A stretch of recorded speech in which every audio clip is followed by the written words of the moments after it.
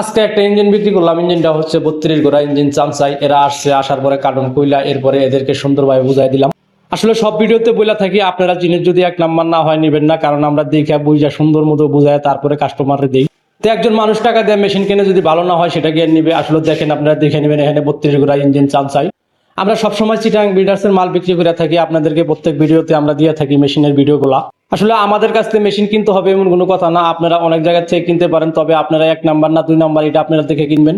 কারণ প্রতারিত দিন শেষ, এখন হইলো মনে করেন যে আসল বাংলাদেশ। কারণ আপনারা সবাই জানেন এখন প্রতারণা করলে মানুষ ধরা খাওয়া যায়। তা আমি সবসময় চিন্তা করি মানুষকে ভালো কিছু পৌঁছানোর জন্য, ভালো কিছু দেওয়ার জন্য। আসলে পারি কিনা জানি না, তবে আমার চিন্তা ভাবনার লক্ষ্য একটাই, যে মানুষের কাছে সবসময় ভালো একটা জিনিস দিলে আল্লাহ তাআলা হয়তো এর প্রতিদান আমাকে একদিন দিতে পারে। তো অবশেষে তেল মোবিল ডাইলা মেশিনটা স্টার্ট করলাম। আসলে 100 মেশিনটা বাইরে আসলে এই মেশিনটা দেখে অনেক খুশি। তো এখানে এক ভাই দেখতেছে গিয়ারটা সবকিছু ঠিক আছে নাকি, মেশিনটা আসলে সব দিকে পারফেক্ট আছে। অবশেষে আমি বললাম যে ভাই আপনারা বন্ধ করে মেশিনটা নিয়ে যান, কোনো সমস্যা নেই।